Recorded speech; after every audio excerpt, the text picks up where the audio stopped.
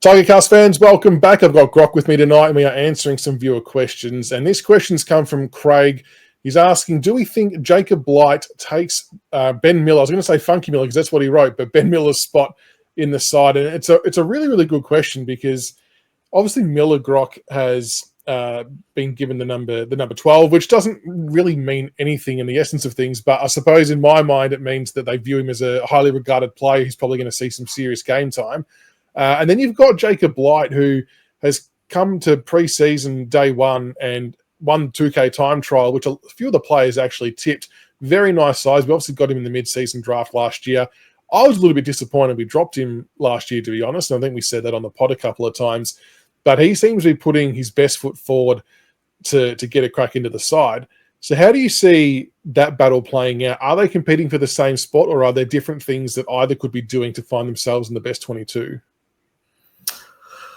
I don't think they're competing for the same spot. I think Miller is more your fullback. He'll take the bigger, taller types because he doesn't really have the athleticism to go with the more athletic type forwards. That'll be where Bolter will shine.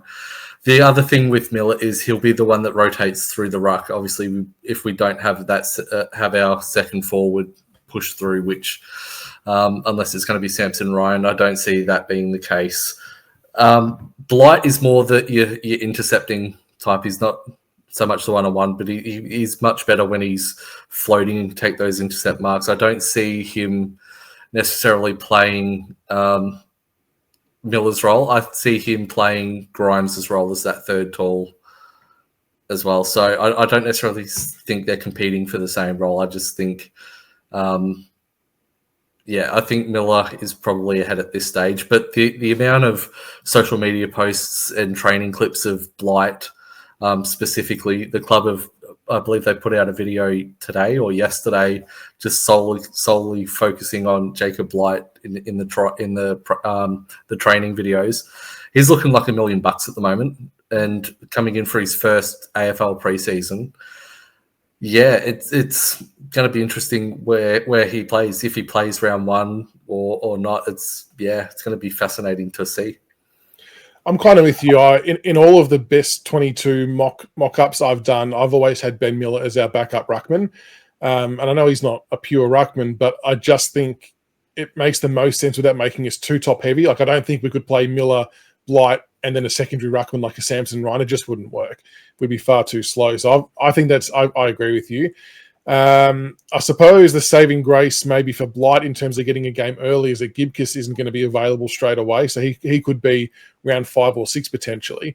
But when Gibcus comes back, let's say hypothetically Blight's played a few good games to start the season. Miller's still doing his thing.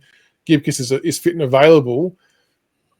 What then happens? I mean, could Gibcus or Blight ultimately end up swinging forward at some point to, if they have to, as an alternate position? I don't know. I'm just not seeing how we can fit them all in the back line.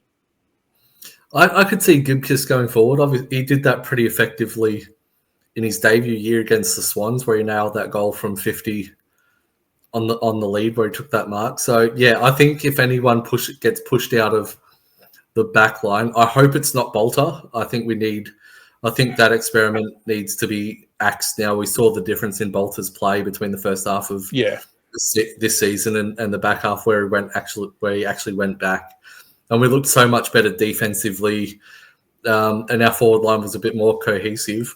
So if anyone goes forward, I think it's probably going to be Gibcus. Yeah, it's going to be fascinating, isn't it? And I actually hadn't considered your point earlier about that it's actually Blight's first AFL full preseason. I hadn't actually given that a thought.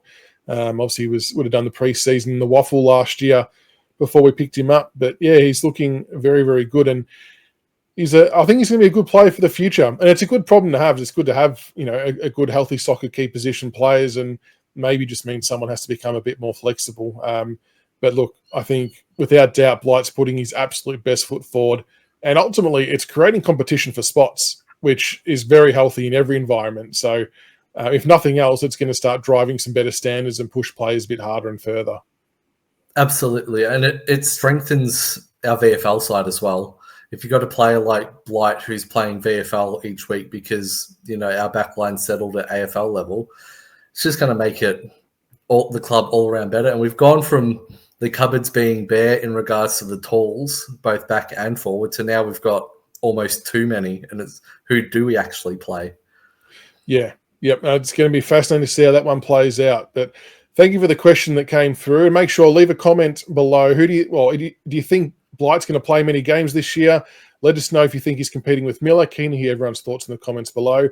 But yeah, hopefully we see both of them lining up in round 1